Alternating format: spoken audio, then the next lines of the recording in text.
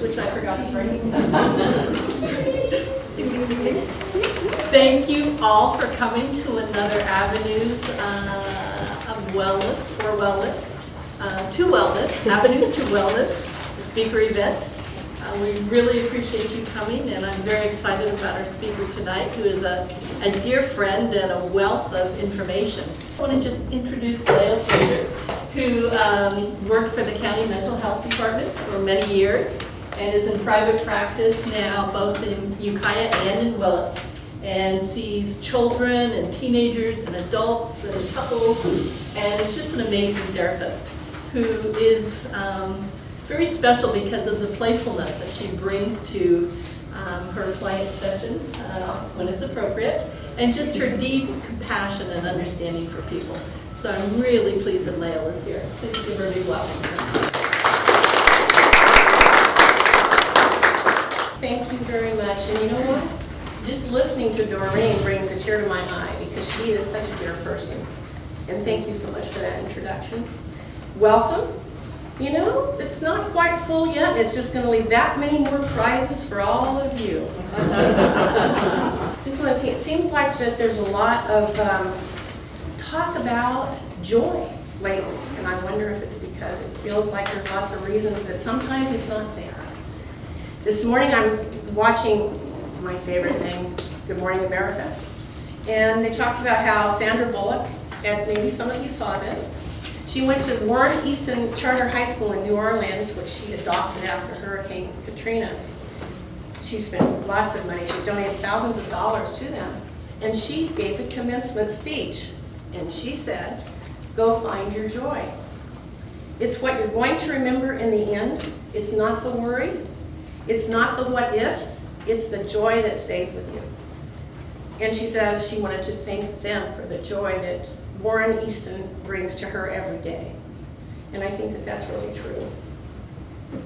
And I just happen to have this, and this is from a wonderful little book that I have down in front here, the Book of Qualities. And when I was in graduate school, I first came across this little book, and I love it. Joy drinks pure water. She has sat with the dying and attended many births. She denies nothing. She is in love with life, all of it, the sun and the rain and the rainbow. She rides horses at Half Moon Bay under the October moon. She climbs mountains, she sings in the hills, she jumps from the hot springs to the cold stream without hesitation. Although joy is spontaneous, she is immensely patient. She does not need to rush. She knows that there are obstacles on every path and that every moment is the perfect moment. She is not concerned with success or failure or how to make things permanent. At times, joy is elusive. She seems to disappear even as we approach her. I see her standing on a ridge covered with oak trees, and suddenly the distance between us feels enormous. I am overwhelmed and wonder if the effort to reach her is worth it. Yet she waits for us. Her desire to walk with us is as great as our longing to accompany her. And as I said, this is from the Book of Qualities by J. Ruth Gendler. Most of the time, I would say that we can't ever have too much joy in our life. But I want to share a little humorous story with you about the time in my life thus far where I had a little bit too much joy. It's not what you think. So let's see. About 14 years ago, I applied for a position at mental health, County Mendocino Mental Health. And this was right out of graduate school. So I went for the interview, and there were 4 women on that interview panel interviewing me, and the name of the woman was Joy. So what did I do? And I swear this is the truth. I started singing Joy to the World.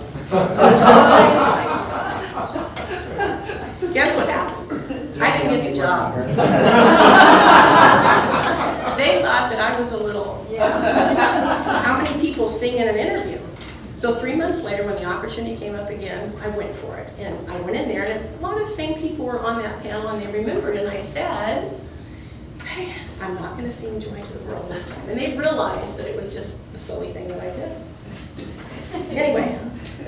Got the job. Yes, I did get the job and stayed with mental health for 8 years. And as I said, welcome. And don't we live in a beautiful community, and this is just a great opportunity to be here tonight, and I really so appreciate it because it's an opportunity to get a little bit back of what I've gotten out of this community. So, here's my agenda. National Mental Health Awareness Month. I think you probably all know this. We're going to touch on that a little bit in a minute. Mental Health America is a piece of that as well. The definition of wellness. Individual tools for optimal wellness, and you have that in front of you. How to help yourself is included in that. Community resources. When and how to seek support and what is available. And then we'll have questions. And handouts. I do have a few handouts that, since this is National Mental Health Awareness Month. So, and then lastly down here, this little cutesy thing I came up with, smile. Something might initiate laughter and excitement. So here we go with a little reading. President Obama has declared May National Mental Health Awareness Month. I'd like to read from his proclamation. Despite great strides in our understanding of mental illness and vast improvements in the dialogue surrounding it, many will suffer in silence. Over the course of a year, 1 in 5 adults will experience a mental illness. Less than half will receive treatment. We too often think about mental health differently from other forms of health. Yet, like any disease, mental illness can be treated and without help get worse. Shame and stigma too often leave people feeling like there's no place to turn. As awareness has increased around the need and importance of providing services and support to those in need, we've seen more and more high-profile people come forward, share their stories of loved ones, maybe themselves, who are receiving support and able to lead more fulfilling lives. You've probably seen this a few months ago. There was a big drive, and every time you turn the TV on, if you watch TV, bring change to mind. Glenn Close, whose mission is to end stigma and discrimination surrounding mental illness by wide distribution of public education materials based on the latest scientific insights and measure effectiveness. Goldie Hawn. See, I like to watch the morning TV before I have to go to work. So Goldie Hawn was on recently. And she has, you guys remember Goldie Hawn, right? Yeah. She has collaborated with neuroscientists, cognitive psychologists, and educators and created Mind Up, a program that fosters a classroom learning environment where a child's ability to academically succeed and personally thrive is maximized and directly linked to their overall state of well-being, which is pretty awesome, I think. Mind Up has actually proven to reduce stress, improve academic performance, and strengthen abilities for children and help them thrive in a community of learners. She's actually published a book that I ordered and didn't get it in time for tonight, but it sounded good enough to me, and it's 10 mindful minutes. And it presents the elements of this program that she's developed. And in it, she explains how mindfulness helps children develop social and emotional intelligence, resulting in greater self-awareness, less stress, and higher levels of happiness and empathy, which is a wonderful thing. Also, on TV, Brandon Marshall, an NFL star, created a foundation recently, well, actually a few years ago, called Project Borderline, excuse me.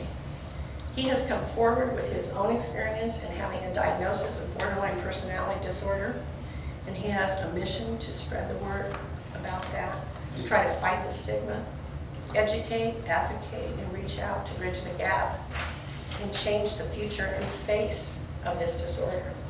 Other celebrities like Catherine Zeta-Jones and Dan Harris have shared their personal stories of how they managed by first acknowledging there's a problem and then seeking help. In his proclamation, President Obama said, we need to make sure that people know that asking for help is not a sign of weakness, it's a sign of strength. Mental Health America. For 65 years, Mental Health America and their affiliates have led the observance of May as Mental Health Month. They've reached millions of people through the media, screenings, and events, and this year their theme is Mind Your Health. They work to build, once again, public recognition, the importance of mental health on overall health and wellness, and inform people of the mind-body interaction. There's also, if anybody's interested, there's a lot of resources when we're talking about resources and tools available on Mental Health America's site that you would just absolutely be amazed. In fact, Mental Health America defines wellness as an active process of becoming aware of making choices toward a more successful existence. It sounds pretty simple, doesn't it? But because living in a successful existence means something different to each one of us, wellness can be many things. It generally, though, includes a pursuit of health defined as a state of complete physical, mental, and social well-being, not merely an absence of disease, and working towards achieving one's full potential. So in honor of National Mental Health Awareness Month, tonight's presentation will focus on tools, tips, resources for optimal emotional wellness. You may already be utilizing many of the self-soothing activities that I've listed that are in front of you. Jot down your own and go, wow, really? Oh, I already do this. That's great. But keep in mind that during times of stress, distress, taking care of ourselves is often the first thing to go. We might forget that just forget our tools and the resources and set them aside and you're focused on that problem story. When we become overwhelmed with depression or illness or anxiety, guess what? It's flip the chart. Actually, my colleague, Tom Darcy, is sitting in the audience as well. He's also a licensed marriage family therapist, a great one. He offered to come up here and be like, Dan Lionel. He was flip the chart for, and I said, no, I don't think you need to do that. I'm still being glad to. She still wants to. So if we need to, add something like that at some point, we'll do that. Okay, so you've got them in front of you. Lots of things, like I said, that we can have a tendency to take for granted. Studies have shown our immune system is compromised in times of stress. If you attended Doreen's workshop, you know this. We all know this, probably on some level anyway. This leaves us susceptible to illness. On the other hand, when we practice doing things that help us to relax, to reduce our level of stress, we have positive effects on our health. Makes sense, doesn't it? So, first of all, you have a list of physical things that you can actually do here. These are activities. They're not new. They're physical versus cognitive, the upper part of this. Some people maintain wellness through their physical activities. It helps to clear the mind. My husband will go out when he has a lot on his mind and run. See, somebody in the audience who knows my husband. And it helps clear his mind. Others of us, that may not be the way. Others prefer to do it through their thought process, and some do both. So I want to say that it's not about comparing what works for one and what doesn't for another, but it's how well we know ourselves and what works for us and what we can reach out and how we can reach out and use our tools and our support in ways that generate wellness. So I thought what I would do is just touch on a few of these. And not all of them, I don't need to read the list because I know you can read it. But showing gratitude. There's a wonderful book right here. And I'm pretty sure that Doreen is probably the one that put me onto it by Living in Gratitude by Angela Sarian. And it is a wonderful resource that you can purchase. It has a month-by-month gratitude process that you do. I have some clients who are actually doing this and really getting a lot out of this. And by actively practicing gratitude, we can change our focus of from a problem-saturated story to living and looking at things in a different way where we increase our happiness and our wellness. When we acknowledge and thank those that have made a significant impact on our lives, we're practicing gratitude. Keeping a daily gratitude journal is another thing. So show gratitude toward people who have made a significant impact on your life. Get enough restorative sleep. Now mind you, I'm just pulling a few things off of here. 7 to 9 hours of sleep for most is what's needed. Listen to your relaxation CD. And by the way, among you is the best author, creator of a relaxation CD that I've ever seen in my life. This is a tool that many of my clients also use, and that is Doreen Blumenfeld's Journey into Deep Relaxation. Used it myself. in times when I really needed it. I had a friend that she said, oh no, I'm not gonna do that. I said, just try it. And she did. I asked her how was it. It worked. But she didn't want to admit it worked. It worked when I woke up at 3 o'clock in the morning. I said, put it on again. She did. I said, what happened? She said it worked. So it does work. So read or watch inspiring stories. How about this? Limit the negative news media intake. Yeah. There's been a lot of uplifting stories. You kind of have to search for them. How many of you saw the story about Adrienne Haslett Davis, the 33-year-old woman who lost her foot in the Boston Marathon bombing last year? She lost her foot. She was a ballroom dancer. 8 months of work, a prosthesis later on, and she's back to dancing. She was on Anderson Cooper. You can tell which programs I watched. Anyway, a very inspiring story about how she took something that was it could have just been devastating, and to many of us it might have been, and turned that around for herself. Did you know there's a 99-year-old barber who's still practicing? His name is Anthony Mancinelli. He's an active barber in New York. And he said, you know what? You know his longevity secret? Eating well and never smoking or drinking. Did you see the news about this woman, Kristen Hopkins, who was trapped in her wrecked car that went down an embankment for 6 days? It was horrific. She wrote on an umbrella that she had, hung and managed to get it out the window as the vehicles tipped over. Need a doctor, hurt, bleeding, help. After 6 days, a couple noticed that her car was down there. They came to her rescue, and doctors estimated that maybe she would have had 8 hours left to live. And you know what she said? The 4 children that she has are the thing that kept her going. She lost both of her legs in this, and she said her positive attitude kept her alive. Play. During stressful times, having fun and self-nurturing and humor are the first to go, right? So let your inner child out to play. Join a club, take up acting, play in a park, fly a kite, learn to play a musical instrument, play with your grandchildren, laugh, watch children's movies, throw a tea party, go to a baseball game, attend one of these, because this might actually going to be fun, huh? Get physical. Dance, play sports, join curves or fitness center, take Zumba, fitness classes, skate, martial arts, swim, lift weights, bike, run, walk, jog, do yoga, walk the dog, play with cat. And volunteer. It's fun and you'll feel good. Those are just a few. We all possess the best tool ever. It doesn't cost anything and it's always present. Anybody have an idea what it is? Self-talk. Never underestimate the power of your self-talk. Sometimes it feels like we can't redirect our thoughts and we get caught up in a negative self-defeating loop. For some of us, if we get busy with an activity, as we talked about a little bit before, often involving other people, we can interrupt that loop. For others, we can use positive self-talk and refocus our attention toward more positive outcomes. Excuse me, Lael.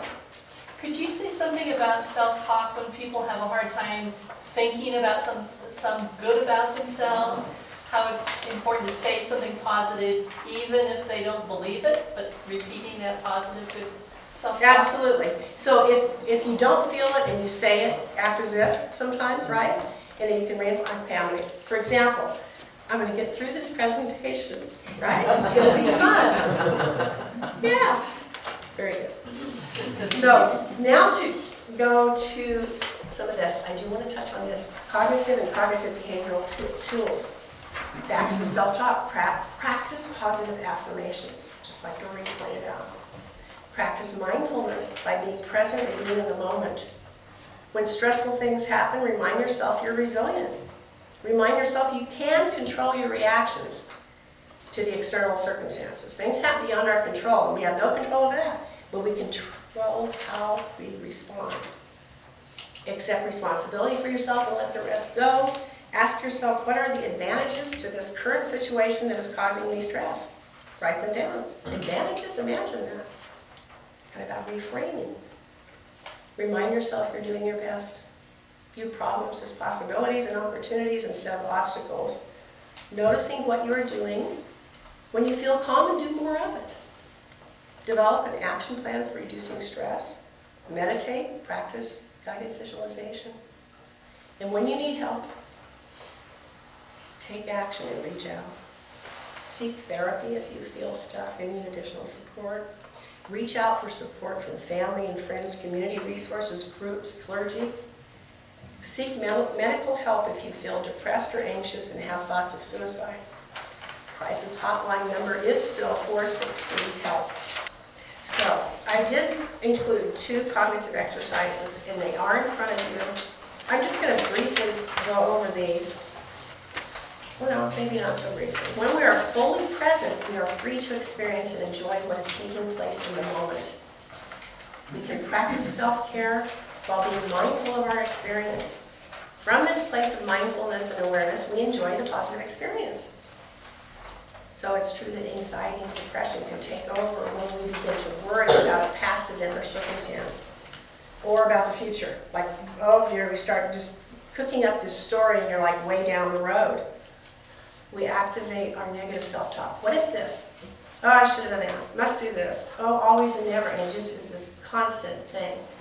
So continual focus on magnifying those internal negative messages is going to feed anxiety and depression and negative outcomes and sometimes anger. So we are really creating our own unhappiness and discomfort when we do that. Because sometimes if we assign meaning to a story, it may not even exist. I mean, I've done it. Oh, maybe so-and-so is this way because of such and such, and you've just really taken yourself down a road that is totally unproductive and very often not even true. So I have included here, it's called this ABCDE, and it is a rational emotive behavioral therapy tool. It was, in this particular case, it's like a modification of the first that was developed by Albert Ellis, but this is Lynn Clark, PhD, and he has this little book down here, SOS, Help for Emotions. So you can use this tool, and you can really actually write down the activating event, the beliefs, the self-talk, the consequences. You dispute it. So you're actually doing this process with yourself about, here's this thought that really doesn't make any sense. It's like doing it. It is definitely a cognitive behavioral assignment. From this, using this, you can actually take a look at, oh yeah, this doesn't make any sense. There it is again. What can I do about it? I had a client who did this, who got some of these worksheets, and you can get these worksheets, by the way, online free. And she would just say, oh my gosh, I had, and she would do all of these. And over time, she really began to see a pattern and really began to make some huge changes in her life. Happiness doesn't depend upon who you are or what you have. It depends solely upon what you think. That's a quotation by Dale Carnegie. Gratitude appreciation. So there's a few people in here that I know attended a workshop that I did as well a couple months ago on positive psychology in Ukiah, Dr. John Preston. And that's where this comes from. A ritual, a gratitude appreciation, very simple ritual before going to bed. Anybody can do this. It doesn't cost anything. What 3 things went well today? What am I most grateful for today? What personal strengths did I use to get through a specific challenge? It increases positive emotions, helps promote that sense of well-being and happiness. And another quote, gratitude is the fairest blossom which springs from the soul's inly warm feature. Sometimes we can't seem to access our tools and we need help. I had a client once say to me, I know I have them. I have these tools and I can see them, but they're out here and it's like they're floating. I can't grab onto them. This can happen in times of extreme distress. So the first step in wellness is seeking support, especially when you know you can't do it on your own. You've tried these things that you know that used to work in the past, which is need a little help. And remember, reaching out for support is not a weakness, it's a strength. Community resources for people suffering from chronic mental illness, optimal treatment and care may include psychiatric intervention, psychotherapy, and case management with support aimed at helping meet daily living needs, maintaining stability and safety while increasing quality of life. There are many resources available for optimal mental health throughout our community. People can seek support through family and friends, school counselors, mentors, health educators, practitioners, body-based healing practitioners, acupuncturists, herbalists, stress management consultants, hypnotherapists, counselors and psychotherapists, religious or spiritual affiliations, physicians, nursing staff, psychologists, psychiatrists, 12-step groups, holy moly, organizational providers such as Manzanita Services Incorporated, Mendocino County Youth Project, Beverly Children's Services, Tapestry Family Services, and Mendocino County Behavioral Health and Recovery Services, and Little Lake Health Center. Whew. We can't say that we don't have an abundance of resources in our community. And as I said before, some brochures are here for a few of the organizational providers. If you or someone you know is experiencing depression or anxiety, please don't hesitate to reach out. And I know I'm sort of repeating this because I think it's important too. You can phone, as I said, 463-HELP. The access line to mental health and resources available in our county is an 800 number, 555-5906. It's in the phone book. But if someone's in deep, need now, 463-HELP. Remember, there's no shame in seeking support for emotional wellness. The shame would be in not reaching out. So as I look out in this audience, I would say that many of us are born in the baby boomer generation time period from 1946 to 1964. I don't know. So we face those issues that come naturally with aging, don't we? It's more important than ever that we take care of ourselves as we enter the next phase of our lives. As I said before too, we may not be able to control the circumstances, but we can choose to take care of ourselves. And I know that sometimes at this age, we find adult children returning home. We find that we might be even though we're the grandparent, we might find ourselves raising some of our grandchildren. Once a parent, always a parent. Once a mom, always a mom kind of thing, right? We may be facing the loss of a loved one, a significant partner, a severe illness, loss of your home, job, many different things like that as we go through this. And so it's so important to reach out. And also I want to say another resource is also available. Many times people don't know this through their employer, and that is Employee Assistance Programs, commonly called EAP. You just need to check with your employer to see if you do have this available. And it's generally like from anywhere from 3 to 6 sessions for free. It's a benefit, it's a perk. And they can be used for anything that you want. And often now, a lot of the insurance companies will allow you to have so many sessions, like say 6 sessions per issue, which is also kind of neat. In the spirit of having a little fun with our wellness theme,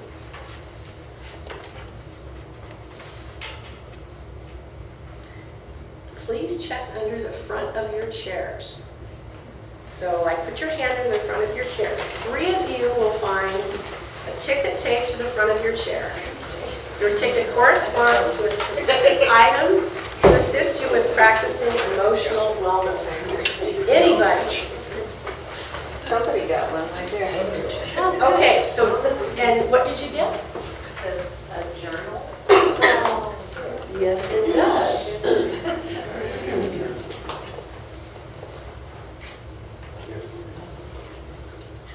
Thank you. You're very welcome. A journal that you can use for whatever you like, whatever purpose, and journaling can be very valid for many different reasons. Processing feelings, a gratitude journal, daily journal, anything you want. Anybody else has a little ticket under their chair? I just thought I'd check the empty ones. I mean, good on you. Check those tickets to you. This is when we have to call on Van White. It's Tom Darcy. So Tom, so if you can't find them, that person sitting, the lady in the green, look up here, there might be something under there. They're kind of like. oh, he did such a good job. Did you want to help this lady? Does that mean we're afraid of finding gum under the chair?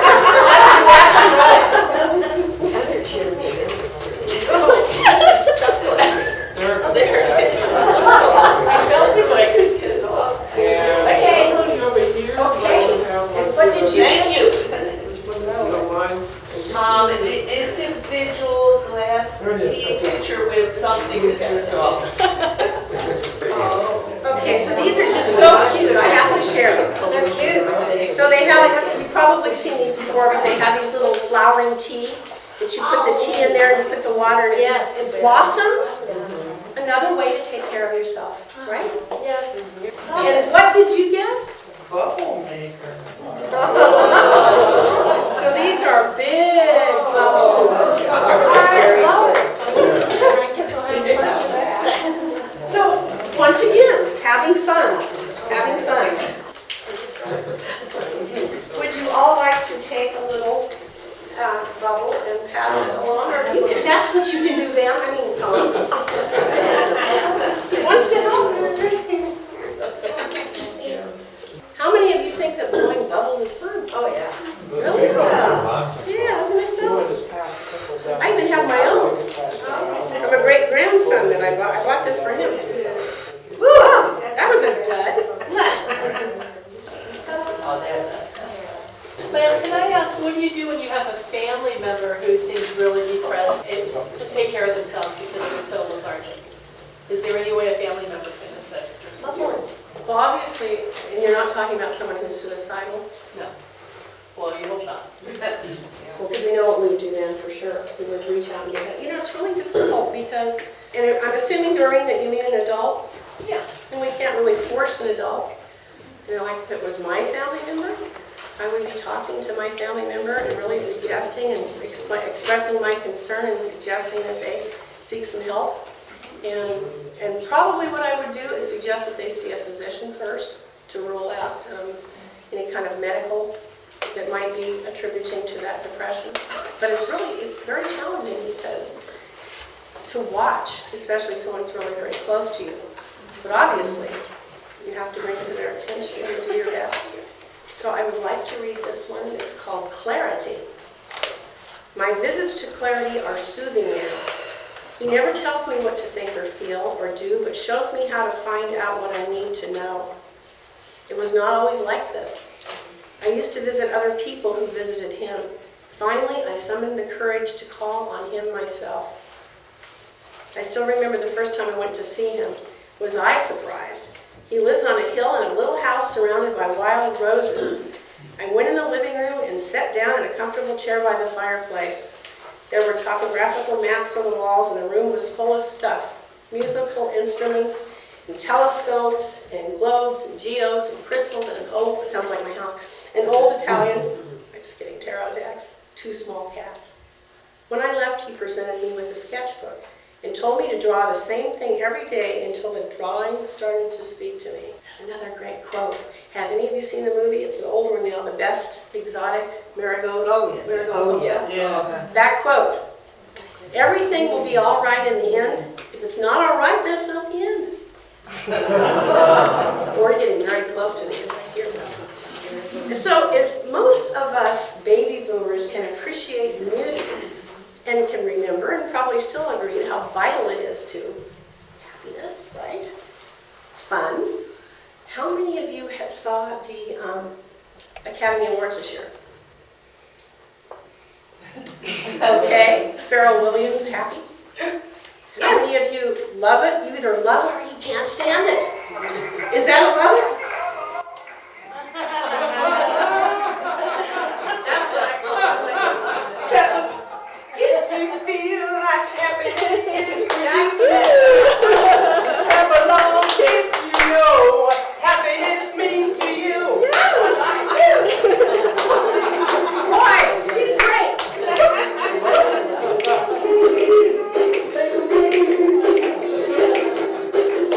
All right, don't be shy. I bet you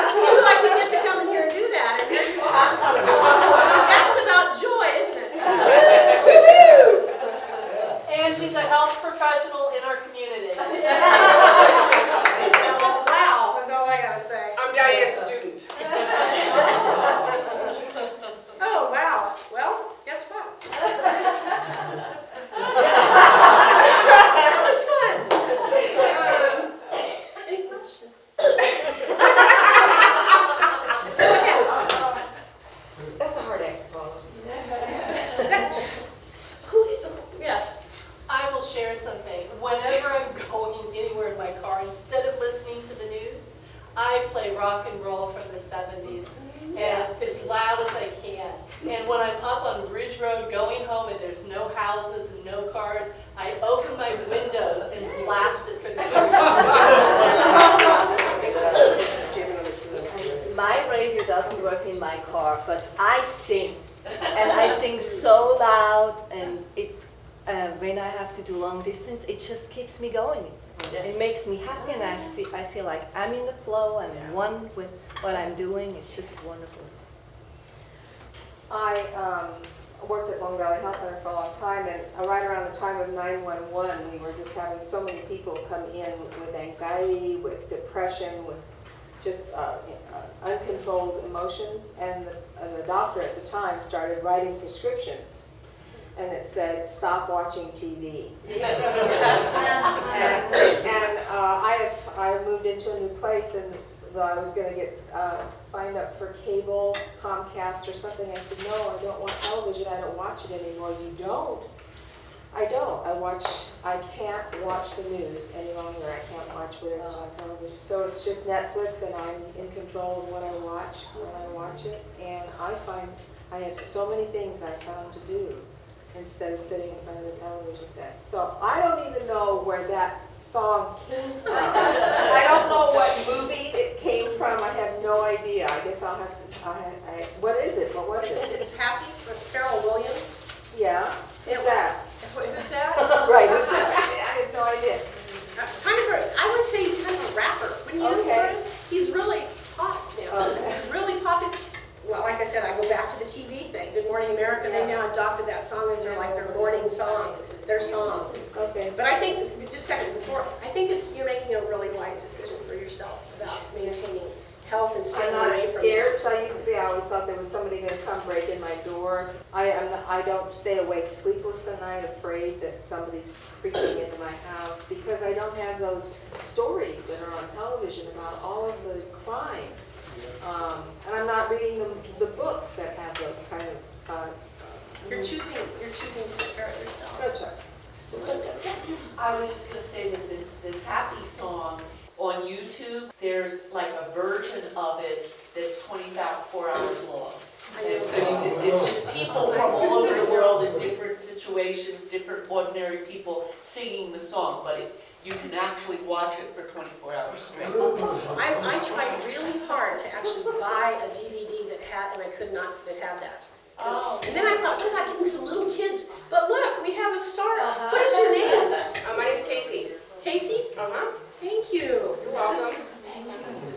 You guys thought it was probably a plant, right, or something? No, it's just spontaneous joy. Thank you so much. Any other questions? Anybody want any of these wristbands or ribbons? Please help yourself. Any of these brochures? Oh, yes. Can you say again what was the name of the book that you don't have? It's about the school program, 5 minutes or something. Oh, yes, I sure can. Goldie Hawn's? Yeah. 10 mindful.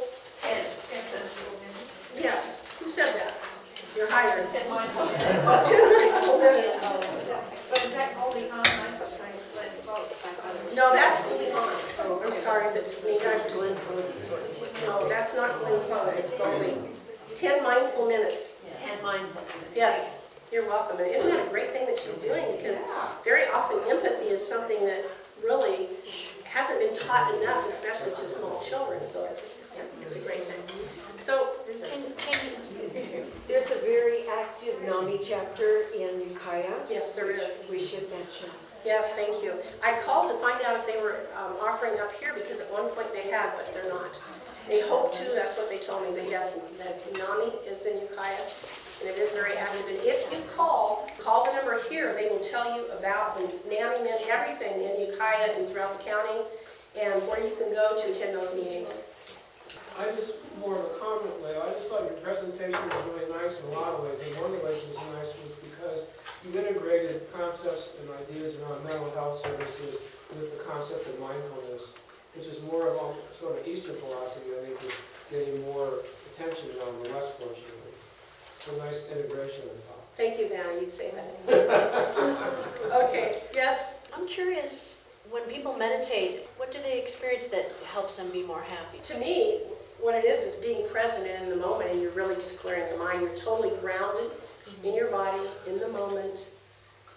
Clutter's on, you're focused on one single, depending on the type of meditation. Can you give an example of a type of meditation that would have that effect, or like how long would you do it, or? I do meditation where I just breathe, and all I do is focus on my breath. So every time my mind wanders, I go back to my breath. And it's an interesting thing to stay present with, because we all breathe. I mean, we have to breathe. So it's something that connects you to now. You know, you're not breathing for the past or the future. You're breathing for now. And it, when I first started it, I actually had lost a job, and I was on unemployment, and I had seen an Oprah show or something where somebody had done a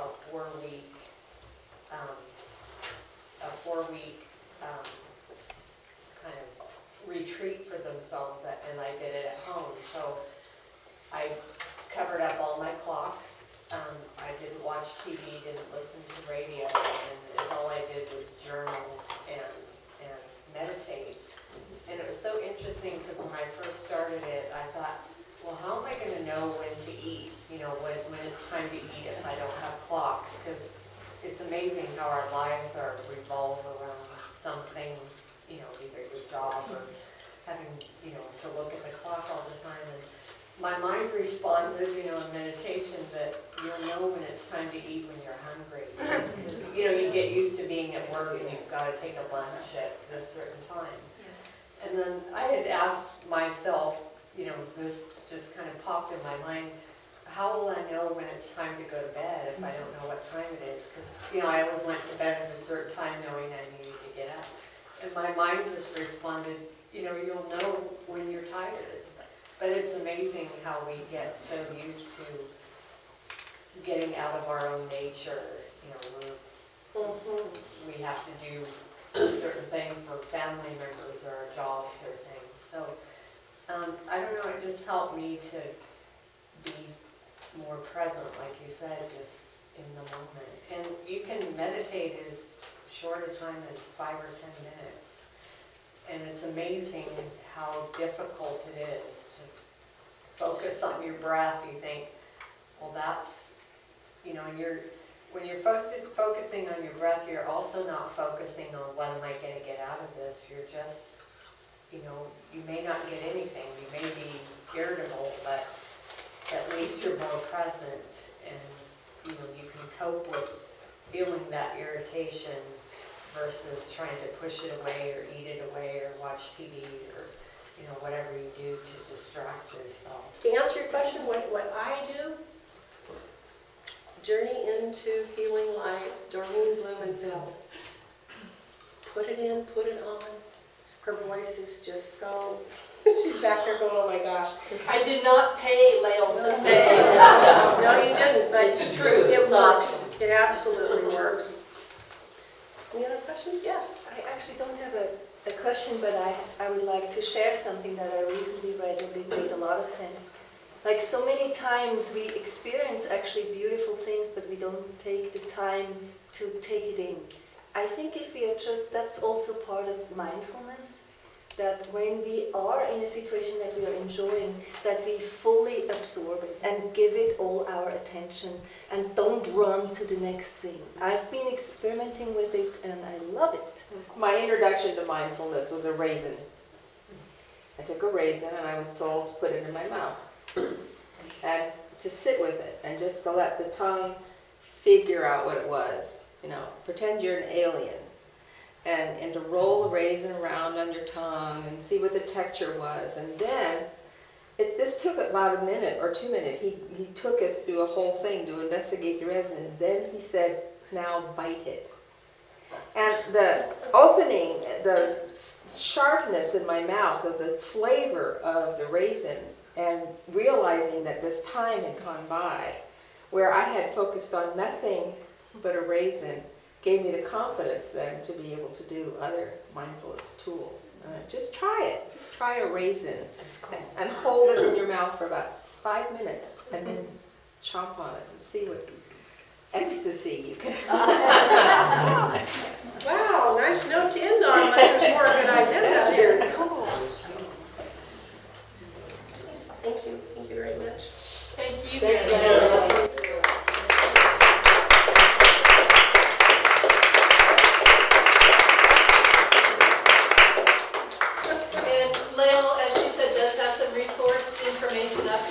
anyone wants information about local agencies, we'll be doing once a month series, which is the first Tuesday of each month. We will not be doing the third Tuesday of each month.